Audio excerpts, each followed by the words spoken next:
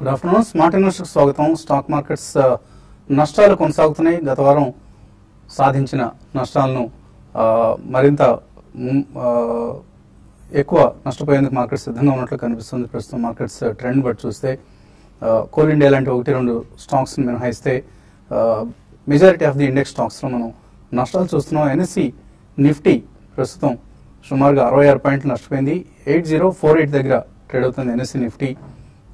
Coal India 2% పెరిగింది. Tata power 1.2%, axis bank 0.8%, Bajaj auto, Ambuja cements ఇవి నిఫ్టీలో ఉన్న గెయినర్స్ లిస్ట్ చూస్తే నష్టపోయిన స్టాక్స్ పిఎస్యూ బ్యాంక్ స్టాక్స్ భారీగా నష్టపోతున్నాయి. పంజాబ్ నేషనల్ బ్యాంక్ 4% నష్టపోయింది. Cain India 3.3%, bank of Baroda another 3%, Vedanta, Tata steel. So banks and metal స్టాక్స్లో మనం చాలా ఎక్కువ నష్టాలు గమనిస్తున్నాం. అలాగే ఆటో స్టాక్స్లో కూడా నష్టాలు ఎక్కువగా ఉన్నాయి. ఫార్మా స్టాక్స్ అలాగే ఈవెన్ ఆయిల్ అండ్ గ్యాస్ రంగానికి చెందిన స్టాక్స్లోనూ నష్టాలు చూస్తున్నాం. సో సన్ టీవీ ఇవాల్టి స్టాక్ ఆఫ్ ది డేగా చెప్పుకోవచ్చు. సన్ టీవీ షేర్లు ఒక దశలో సుమారుగా 30% వరకు నష్టపోయాయి. సన్ టీవీ లైసెన్స్ను రద్దు చేస్తారు అన్న వార్తలు ఉధృతంగా వ్యాపించాయి మార్కెట్స్లో. దీంతో సన్ టీవీ షేర్లలో భారీ నష్టాలు చూస్తున్నాం. సో 33 ఛానల్స్ను నిర్వహిస్తున్న సన్ టీవీ గ్రూప్ ముందుగా రేడియో బిజినెస్ సంబంధించి లైసెన్సింగ్ సెక్యూరిటీ కన్సర్న్స్ ఉన్నాయంటూ హోమ్ మినిస్ట్రీ ఒక నివేదిక ఇచ్చింది. దీని తర్వాత టెలివిజన్ ఛానల్స్ కూడా అప్లై చేస్తున్నారు. సో మొత్తం మీద సంస్థ మనుగడే ప్రశ్నార్థకంగా మారింది. అయితే ఐఎండ్బి మినిస్ట్రీ మాత్రం, ఇన్ఫర్మేషన్ అండ్ బ్రాడ్కాస్టింగ్ మినిస్ట్రీ మాత్రం సన్ టీవీకి సంబంధించి ఎటువంటి ఆందోళన అవసరం లేదంటూ కొంత భరోసా ఇచ్చే ప్రయత్నం చేస్తుంది. సో ఈ దశలో ప్రధాని మోడీ జోక్యం చేసుకుంటే తప్ప సన్ టీవీ లైసెన్సెస్ పునరుద్ధరింపబడే అవకాశాలు కనపట్లేదు. సో చాలా కేర్ఫుల్గా ఉండాలి. సన్ టీవీ స్టాక్లో ఎవరైనా ప్లే చేస్తుంటే ఒకవేళ ఎవరైనా ప్రాఫిట్స్లో ఉంటే మాత్రం తప్పకుండా ప్రాఫిట్స్ బుక్ చేసుకోవడం మంచిది. నష్టాల్లో ఉన్న వాళ్ళు స్టాప్ లాస్ పెట్టుకొని ఒక వాళ్ళ బయింగ్ లెవెల్స్ని బట్టి స్టాప్ లాస్తో పొజిషన్స్ని హోల్డ్ చేయడమే బెటర్ స్ట్రాటజీ అవుతుంది. సో ఆల్ ఇన్ ఆల్ మరొక నష్టాలతో కూడిన ట్రెండ్ చూస్తున్నాం మనం మార్కెట్స్లో. సో ఈ పరిస్థితి ఎక్కడికి దారితీస్తుంది అన్నది ఎనలిస్ట్ అడిగి తెలుసుకుందాం. సో ఎక్కడ కూడా మార్కెట్స్కు బాటమ్ కనపట్లేదు. ఎప్పటికప్పుడు లోవర్ లెవెల్స్ని టచ్ చేస్తూ వెళ్తున్నాయి. 8000 లెవెల్స్ని కూడా నిలబెట్టుకునే పరిస్థితి కనపట్లేదు. సో ఇటువైపు వెళ్తుంది మార్కెట్ అనుకుంటున్నారు. మార్కెట్ మన లాస్ట్ 1 వీక్ చూస్తే షార్ట్ టర్మ్ కరెక్షన్ ఉంది. ఎప్పుడైతే 8400 బ్రేక్ అయిందో అప్పుడే ట్రెండ్ కొంచెం రివర్స్ అయింది. కాకపోతే మన నెక్స్ట్ హోప్ ఎక్కడంటే ప్రస్తుతం 8000 ఒక కీలకమైన మద్దతు ఉంది. లాస్ట్ 6 months గా చూస్తే ఆల్రెడీ ఒక 3 మేజర్ బాటమ్స్ ఏర్పడింది. వీక్లీ చార్ట్ లో చూస్తే కనుక ఇది ఒక మధ్యకాలిక సపోర్ట్ లెవెల్ కూడా ఫామ్ అయింది. ఈ లెవెల్లో తప్పకుండా మార్కెట్ నెక్స్ట్ 1 or 2 days లో రికవరీ వచ్చే అవకాశం ఉంది. కానీ రికవరీ వస్తే అది అప్ ట్రెండ్ అవుతుందా లేదా అని మనం చెప్పలేము. అప్పుడే ఒక 2-3 రోజులు బాగా కన్సాలిడేషన్ అయ్యి బాగా స్ట్రాంగ్ గా రివర్స్ అవుతే ఒక డేస్ హై దగ్గర ఆ లెవెల్లో క్లోజ్ అవుతాయి తప్ప మనం అప్ ట్రెండ్ అని చెప్పుకోలేము. సో నిలబడుతుందా లేదా అనేది నెక్స్ట్ 2-3 రోజుల అంశము అని చెప్పొచ్చు. కాకపోతే మన వీక్లీ చార్ట్ లో ఒక ఇండికేషన్ అంటే బాగా నెగిటివ్ ఇండికేషన్ కనిపించింది. నేను ఒక మేజర్ లాస్ట్ వీక్ ఒక downward reversal bar weekly chart లో చూసాం. సో ఇది చూస్తుంటే కనుక భారీ సెల్లింగ్, ఒక మేజర్ బ్రేక్అవుట్ కూడా రావడం జరిగింది. కాబట్టి అండర్లైనింగ్ ట్రెండ్ ఇంకా కొన్నాళ్ళు వీక్ గానే ఉండే అవకాశమే కనిపిస్తోంది. ఈ నేపథ్యంలో లాంగ్ పొజిషన్స్ ని అవాయిడ్ చేయడం మంచిది. ఒకవేళ కనుక ఇన్వెస్ట్మెంట్స్ లాంగ్ ఉందంటే కనుక స్ట్రిక్ట్ గా ఇవాల్టిలో కింద స్టాప్ లాస్ పెట్టుకోవడం మంచిది. అలాగే కొంచెం షార్ట్ టర్మ్ ఇన్వెస్టర్స్ కొంచెం వెయిట్ చేయడం మంచిది. మార్కెట్ బాగా పడింది. ముఖ్యంగా ఈ వాళ్ళు చూస్తే మిడ్ క్యాప్, స్మాల్ క్యాప్ ఇంచుమించు 2% వరకు పట్టడం జరిగింది. కాబట్టి అట్రాక్టివ్ లెవెల్కి వచ్చింది. ఈ లెవెల్ నుంచి మనం కొన్ని ఇచ్చిన ఆలోచన కొంచెం చేయకుండా ఉంటే మంచిది. ఎక్కడ సపోర్ట్ తీసుకుంటుందో చూసుకొని బాగా కన్సాలిడేషన్ అయిన తర్వాత బై చేయొచ్చు. అలాగే బ్యాంక్ నిఫ్టీ కూడా 17,500 బ్రేక్ అయ్యి 17,200 మేజర్ సపోర్ట్ దగ్గరికి రావడం చూసాము. ఈ లెవెల్లో కూడా బ్యాంక్ నిఫ్టీ కొంచెం రికవరీ కావాలి. So on the whole market weakness కనిపిస్తోంది. అన్ని యావరేజెస్, మూవింగ్ యావరేజెస్, ఇండికేటర్స్ కిందే ట్రేడ్ అవుతుంది. కాబట్టి ఇంకా కొంచెం వీక్ గానే ఉంది. సో ప్రస్తుతం అయితే కనుక షార్ట్ పొజిషన్ ఉంటే కనుక 8,000 ఆ స్థాయి దగ్గర కొంచెం క్లోజ్ చేయొచ్చు. లేదంటే కొంచెం రిస్క్ తీసుకునే వాళ్ళు 8,100 పైన క్లోజింగ్ బేసిస్ మీద షార్ట్ పొజిషన్స్ కి స్టాప్ లాస్ అనేది చాలా ముఖ్యంగా పెట్టుకోవడం మంచిది. So on the whole market week గానే ఉంది. సో మిడ్ క్యాప్స్ లో నష్టాలు మరింత ఎక్కువగా కనిపిస్తున్నాయి. 1:3 నిష్పత్తులు కనిపిస్తుంది అడ్వాన్స్ డిక్లైన్స్ రేషియో. సో ఇటువంటి ప్లేన్ సజెస్ట్ చేస్తారు మిడ్ క్యాప్స్ లో. మిడ్ క్యాప్స్ లో లాస్ట్ వీక్ కూడా మనం చెప్పడం జరిగిందండి. మిడ్ క్యాప్స్ ఈ టైంలో అవాయిడ్ చేయమని చెప్తున్నాం. ఈవెన్ ఇండెక్స్ స్టాక్స్ లోనే బయింగ్ కనపట్టలేదు. లైక్ ఎస్బీఐ, ఐసిఐసిఐ బ్యాంక్ ఇటువంటివన్నీ కూడా ఏంటంటే ఈ మధ్య కాలపు లోలో ఉన్నాయి. కాబట్టి వీటిలోనే బయింగ్ రానప్పుడు ఇంకా మిడ్ క్యాప్ లో అసలు బయింగ్ అనేది కనపడలేదు. మరి స్మాల్ క్యాప్ లో అయితే అసలు వన్ సైడ్ బయింగ్ అనేది లేకుండా సెల్లింగ్ అనేది ఉంది. సెల్లింగ్ రెగ్యులర్ గా ప్రాసెస్ లో సెల్లింగ్ ఉంటుంది కాబట్టి ఇక్కడ బయర్స్ అనేది లేరు. కాబట్టి ఇటువంటి స్టాక్స్ ని టైం బీయింగ్ అవాయిడ్ చేయమంటాను. ఇదంతా కూడా కొంత లిక్విడిటీ ప్రాబ్లం. ఈవెన్ మంచి స్టాక్స్ కూడా మంచి రిజల్ట్ అనౌన్స్ చేసిన స్టాక్స్ కూడా బ్రేక్ డౌన్స్ మనం చూస్తున్నాం, అంటే డౌన్ సైడ్ రావడం చూస్తున్నాం. కాబట్టి కొంచెం కొన్ని రోజులు మార్కెట్స్ ఇదే విధమైన ట్రెండ్ ఉంటుంది.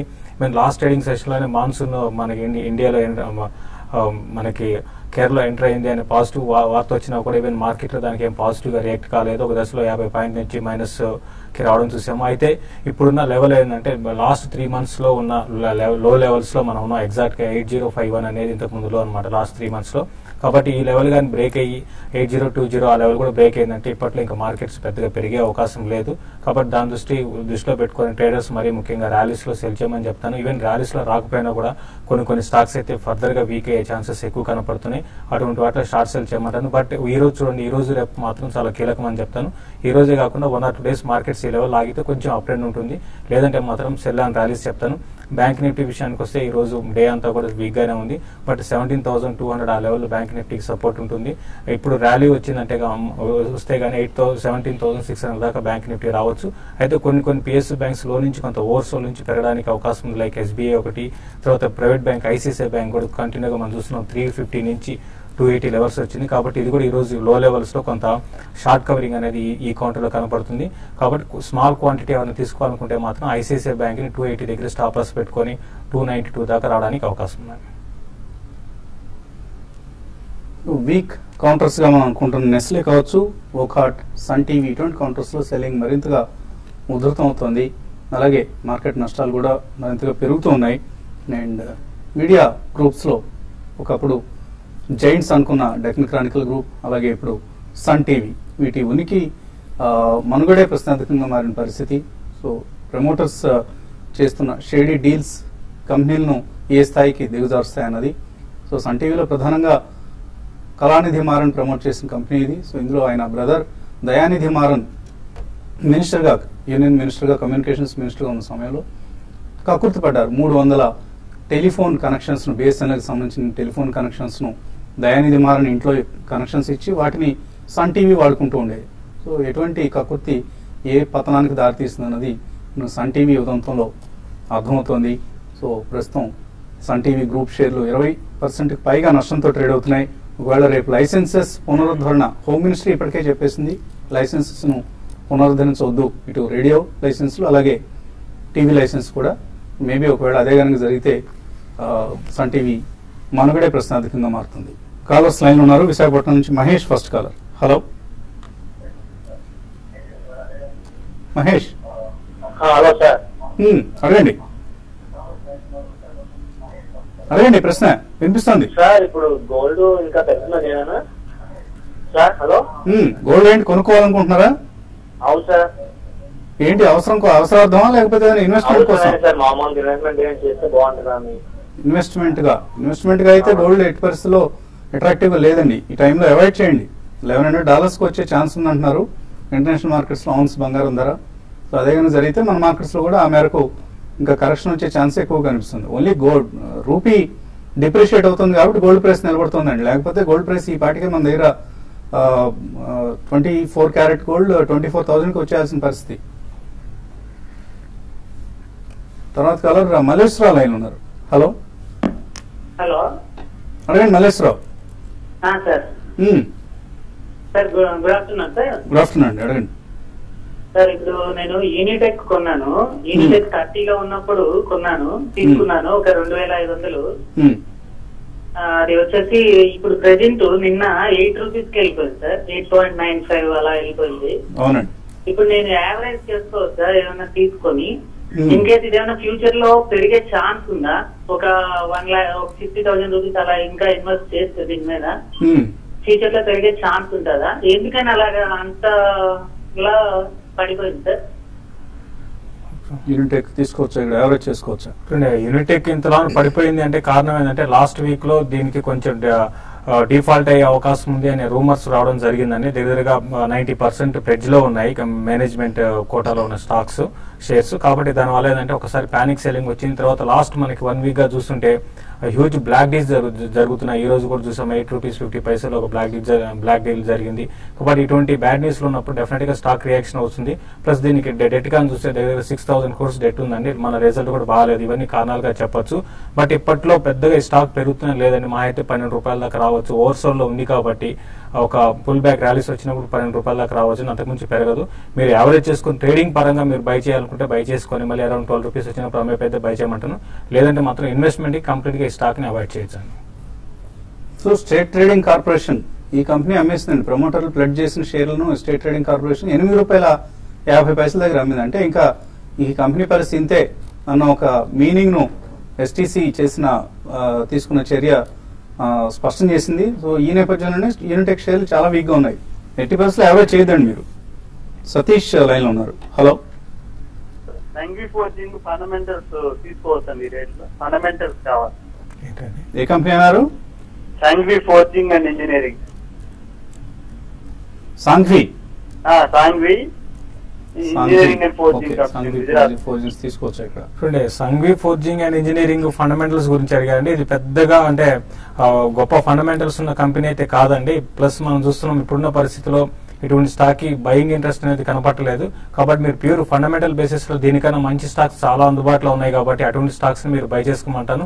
ఈ స్టాక్ అయితే వీక్ గానే ఉంది. కరెంట్ లెవెల్స్ నుంచి ఇంకా వీక్ అయ్యే అవకాశం ఉంది. ప్లస్ రిజల్ట్ కూడా అంటే మైనస్ రిజల్ట్ అండి, ప్రాఫిట్స్ లేని కంపెనీ. కాబట్టి దీన్ని అవాయిడ్ చేయమని చెప్తానండి. రామకృష్ణ ఫోర్జింగ్స్ లాంటి కంపెనీ స్ట్రాంగ్ గా ఉన్నాయండి. సాంఘ్వి ఫోర్జింగ్స్ ని విడిచిపెట్టి అటువంటి ఫండమెంటలీ గుడ్ కంపెనీని సెలెక్ట్ చేసుకోండి. ప్రసాద్ హైదరాబాద్ నుంచి. హలో. నమస్తే అండి, అడగండి. సార్ నిఫ్టీ బీస్ అన్న నిఫ్టీ బీస్ అంటే సార్ సిప్ సిస్టమ్ లో కొనుక్కోవచ్చు అంటున్నారు, అది ఏంటిదో నాకు అర్థం కాలేదు. ఎక్స్చేంజ్ ట్రేడెడ్ ఫండ్స్ అంటారండి, ఈటీఎఫ్స్ అంటారు. సో ఇటువంటి నిఫ్టీనో లేకపోతే గోల్డ్నో ఏదో ఒక ఎసెట్ క్లాస్ ని తీసుకొని బ్యాంక్ నిఫ్టీనో ఇటువంటి ఒక ఎసెట్ ని తీసుకొని ఈటీఎఫ్ ఎక్స్చేంజ్ ట్రేడెడ్ ఫండ్స్ ను మ్యూచువల్ ఫండ్ స్టార్ట్ చేస్తుంటాయి. గోల్డ్మెన్ సాక్స్ ప్రమోట్ చేసిన ప్రోడక్ట్ అండి ఇది నిఫ్టీ బీస్ అనేది. అంటే మీరు ఇండైరెక్ట్ గా నిఫ్టీని కొంటున్నారు, నిఫ్టీ బీస్ కొంటున్నారంటే సో డెఫినెట్ గా ఎస్ఐపి చేయండి. నిఫ్టీ గ్రోత్ స్టోరీలో మీరు కూడా పార్టిసిపేట్ చేసే అవకాశం ఉంటుంది. ఎస్ఐపి అంటే ప్రతి నెల ఈసీఎస్ మీ అకౌంట్ లోంచి ఎలక్ట్రానిక్ క్లియరింగ్ సిస్టమ్ లో డబ్బులు వెళ్ళిపోయేట్లుగా చెప్పండి. 5వ తారీఖు 10వ తారీఖు మీరు ఏదో ఒక ఫ్రీక్వెన్సీని సెలెక్ట్ చేసుకొని, అండ్ ఒకవేళ మీరు నెక్స్ట్ 2-3 years లో నిఫ్టీ ఇక్కడ నుంచి 20-30% పెరిగే ఛాన్స్ ఉన్నాయి కాబట్టి మంచి లాభం వస్తుంది. మరిన్ని కాల్స్ అండ్ మెయిల్స్ తీసుకునే ముందు కాసేపు ప్రయత్నం.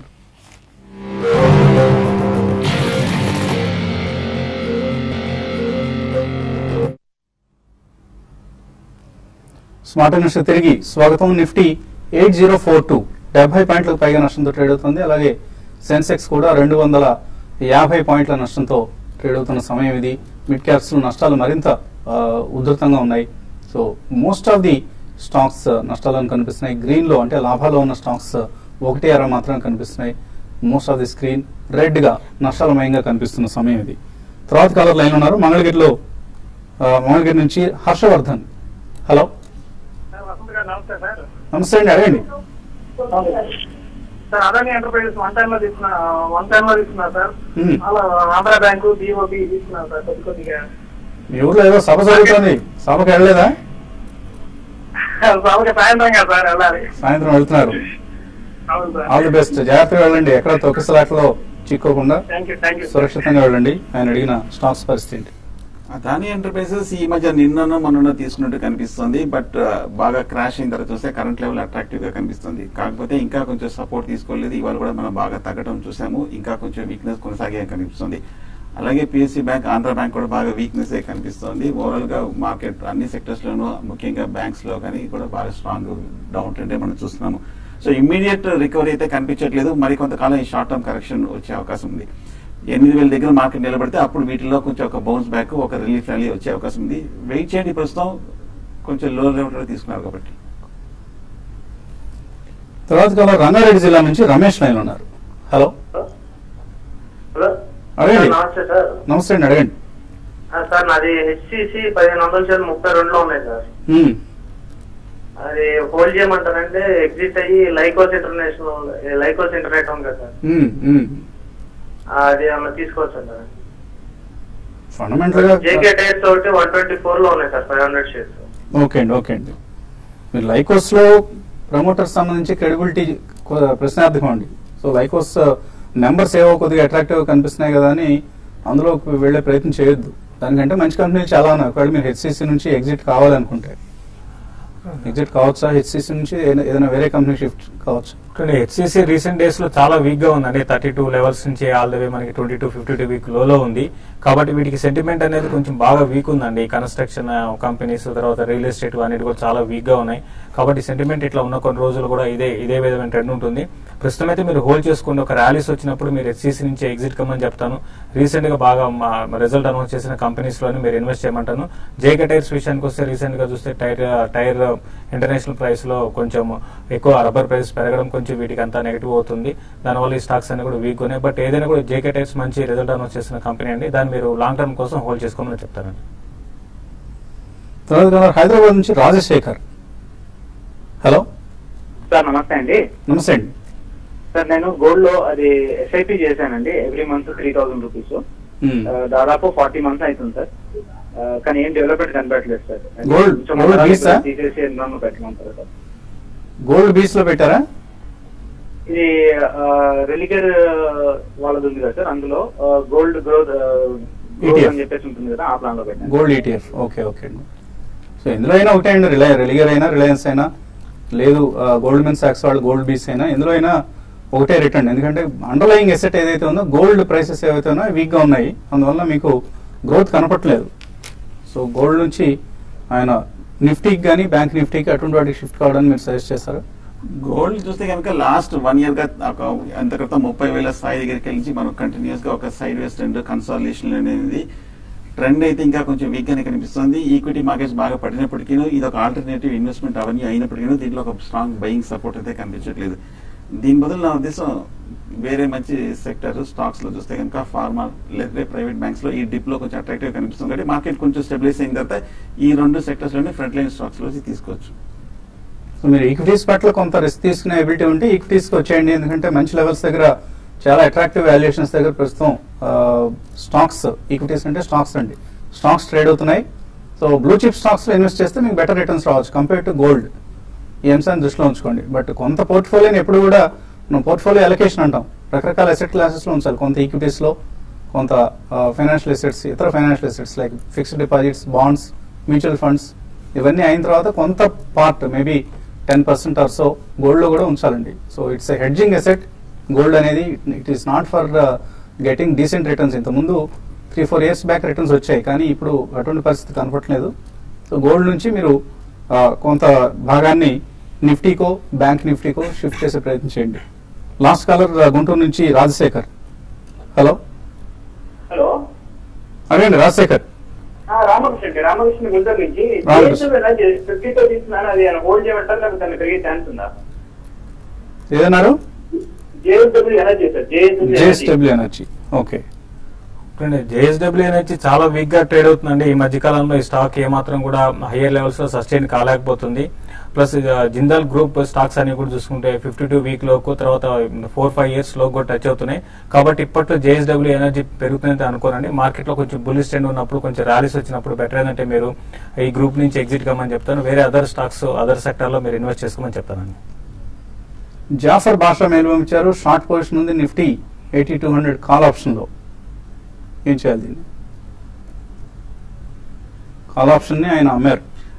అంటే మీరు నాట్ బుల్లిష్ అని అన్నారు, అంటే మీరు కొంచెం ప్రాఫిట్స్ లో ఉంటారు. ఈ మార్కెట్ కొంచెం 8,000 రూపాయల దగ్గర, 8,000 దగ్గర కొంచెం స్టెబిలైజ్ అవుతే కనుక మీరు క్లోజ్ చేయడం మంచిది.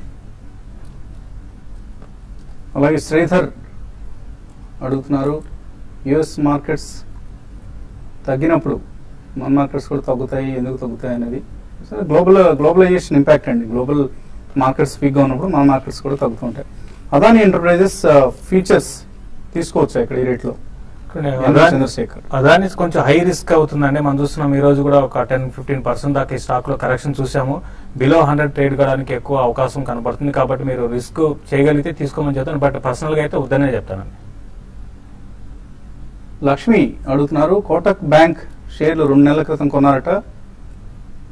రిజల్ట్స్ డేట్ రోజున 1:1 బోనస్ ఇస్తారని అన్నారు. 1:1 ఇప్పుడు అమ్మేస్తే బోనస్ షేర్లు వస్తాయా? కోటక్ బ్యాంక్ చూస్తే కనుక ఉన్న బ్యాంకింగ్ స్టాక్స్ అన్నింటిలోనూ చాలా స్ట్రాంగ్ గా కనిపిస్తుంది. హైయర్ లెవెల్ లో కూడా బాగా సైడ్ వేస్ట్ కనిపిస్తుంది. కానీ డేట్ మటుకు ఒకసారి చూడాలండి. సార్ రికార్డ్ డేట్ వెరిఫై చేయాలండి. అది కరెక్ట్ గా ఇప్పుడు చెక్ చేసి చెప్పడం కష్టం. మీరు ఒకవేళ రికార్డ్ డేట్ కి ముందు అమ్మేస్తే మాత్రం రావు. రికార్డ్ డేట్ అయిపోయి ఉంటే మీకు బోనస్ షేర్లు వస్తాయి. ఈ అంశాన్ని దృష్టిలో ఉంచుకోండి. ఐటీసీ ఇక్కడ అక్యుములేట్ చేసుకోవచ్చా? రాజ్యలక్ష్మి అడుగుతున్నారు. రీసెంట్ డేస్ లో ఐటీసీకి చాలా బ్యాడ్ న్యూస్ అన్ని రావడం చూసామండి. అన్ని కూడా తట్టుకొని అరౌండ్ 300 దగ్గర ఉంది. బట్ 320 అనేది హ్యూజ్ రెసిస్టెన్స్ అని మీరు లాంగ్ టర్మ్ కోసం ఈ లెవెల్ మీరు యావరేజ్ చేసుకోవచ్చు అని. సో కొద్దిగా జాగ్రత్తగా న్యూస్ ఫాలో అవుతూ ఉండండి. ఎందుకంటే ఐటీసీ సిగరెట్ సేల్స్ బాగా తగ్గుతాయన్న వార్తలు వస్తున్నాయి. సో ఎందుకు అన్న అంశం కూడా మనకు తెలుసు. లూజ్ సిగరెట్ సేల్స్ ను ప్రభుత్వం నిషేధిస్తోంది. ఆల్రెడీ మహారాష్ట్రలో నిషేధించారు. ఇతర రాష్ట్రాల్లో కూడా ఆ పరిస్థితి వస్తుంది. అందువల్ల ఐటీసీ స్టాక్ పట్ల కేర్ఫుల్ గా అప్రమత్తంగా ఉండాలి. వాల్యూ బై లాగా కనిపిస్తోంది ఇక్కడ. బట్ రాబోయే రోజుల్లో ఇంకా ఎటువంటి క్లారిటీ కంపెనీ ఇస్తుంది అన్నది వేచి చూడాలి. అలాగే NCC city union bank long term కోసం ఎలా ఉంటాయి? రంగనాథ్ అడుగుతున్నారు. ఎన్సీసీ మంచి అట్రాక్టివ్ లెవెల్కి వచ్చిందండి. ఓవర్ బాట్ పొజిషన్ నుంచి కూల్ ఆఫ్ అయింది. కొంచెం అట్రాక్టివ్ గానే కనిపిస్తుంది. రెండో బ్యాంక్ సిటీ బ్యాంక్ చూస్తే కనుక ప్రైవేట్ లో కొంచెం స్ట్రాంగ్ గానే కనిపిస్తుంది. నా ఉద్దేశం ఇది కూడా ఓవర్ బాట్ లో ఉంది కాబట్టి చిన్న డిప్ లో బై చేయొచ్చు. లాంగ్ టర్మ్ బాగానే ఉంటుంది. ప్రకాష్ అడుగుతున్నారు నెస్లే, క్యాడిలా, సిప్లా ఈ మూడు కొనుక్కోవచ్చు ఇక్కడ. సిప్లా, క్యాడిలాక్ కొనుక్కొని నెస్లే మనం చూస్తున్నామంటే బ్యాడ్ న్యూస్ తో ఈ స్టాక్ బాగా కరెక్ట్ అవుతుంది. అయితే ఇది కూడా కొంచెం సర్దుమనితే ఈ న్యూస్ బ్యాడ్ న్యూస్ లో ఆగిపోతే ఈ స్టాక్ కూడా అవడానికి అవకాశం ఉంది. ఫుడ్ ప్రాసెసింగ్ లో లార్జెస్ట్ టర్న్ ఓవర్ కంపెనీ అని ఇండియాలో. కాబట్టి ఈ లెవెల్ లో కొంచెం మీరు స్లోగా బై చేసుకోవచ్చు అండి. శశికాంత్ అడుగుతున్నారు పుంజ్ లాయిడ్ ఈ రేట్ లో లాంగ్ టర్మ్ కోసం తీసుకోవచ్చా? బాగా వీక్ గా ఉన్న స్టాక్ ఏనండి. లాంగ్ టర్మ్ అంటే ఇంకా బాగా సెక్టర్ కానీ ఈ స్టాక్ లో పాజిటివ్ న్యూస్ వచ్చిందో తీసుకోవచ్చు. ప్రస్తుతం అవాయిడ్ చేయడం మంచిది. శివ్ కుమార్ అడుగుతున్నారు సన్ ఫార్మా అండ్ స్పార్క్ ఈ రేట్ లో తీసుకోవచ్చా? స్పార్క్ అయితే స్టడీగా ఉందండి. చాలా స్టడీగా అప్ ట్రెండ్ ఉంది. సన్ ఫార్మా మాత్రం ఇంకొంచెం డౌన్ ట్రెండ్ ఉండడానికి అవకాశం ఉంటుంది. అయితే 820 అనేది చాలా క్రూషియల్ సపోర్ట్. అది కానీ బ్రేక్ కాకుండా ఉంటే మీరు సన్ ఫార్మా కూడా అక్యుములేట్ చేసుకోవచ్చు అండి. మదన్ కుమార్ వర్మ అడుగుతున్నారు జూన్ నెలకు సంబంధించి ఎటువంటి కాల్ లేదా పుట్ ఆప్షన్ రికమెండ్ చేస్తారు? పుట్ ఆప్షన్ మటుకు ఈ లెవెల్ లో రికమెండ్ చేయలేమండి. ఎందుకంటే లాస్ట్ 1 వీక్ బాగా పడింది. ఓవర్ సోల్డ్ వస్తుంది. ఎనీ టైం రీబౌండ్ రావచ్చు. అలాగే కాల్ ఆప్షన్ కూడా ఈ టైంలో రికమెండ్ చేయలేము. ఎందుకంటే సపోర్ట్ తీసుకొని కన్సాలిడేషన్ అవ్వలేదు కాబట్టి. ఇప్పుడు కొంచెం మీరు ఎటువంటి ఆప్షన్స్ ఆయన ఏది చెప్పకపోతే కష్టం. ఆయన ఏదో ఒకటి తీసుకోవాలనే ఉద్దేశం ఉన్నారు. న్యూట్రల్ జోన్ లో నా అభిప్రాయం. ఇంకా ట్రెండ్ స్టెబిలైజ్ న్యూట్రల్ గా ఉండకుండా ఏదైనా పొజిషన్ తీసుకోవాలనే వాళ్ళకి ఎటువంటి సలహా ఇస్తారు? ఒకటండి ఇప్పుడున్న పరిస్థితులు ఏంటంటే కొంచెం రిస్క్ చేయగలిగితే కొంచెం 8,200 కాల్ ఆప్షన్ నిఫ్టీలో వెళ్ళండి. తర్వాత ఎందుకుంది అన్నాను ఐసీసీఐ బ్యాంక్ అప్పటికి ఇప్పటికి ₹2 దాకా పెరిగింది. 290 or 300 ICCI bank call option తీసుకొని మీరు 1 or 2 days కోసం అయితే బై చేయండి. లేదంటే మాత్రం చూడండి stop loss at the same time 8020 దగ్గర స్టాప్ లాస్ పెట్టుకొని నిఫ్టీ కాల్ కి ట్రై చేయమంటారు.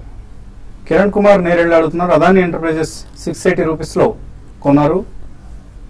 డీలిస్టింగ్ షేర్లు ఎప్పుడు వస్తాయని? డీలిస్టింగ్ కాదండి, డీమెర్జ్డ్ ఎంటిటీస్ సంబంధించిన షేర్లు. కొంచెం టైం ఉంది ఇంకా.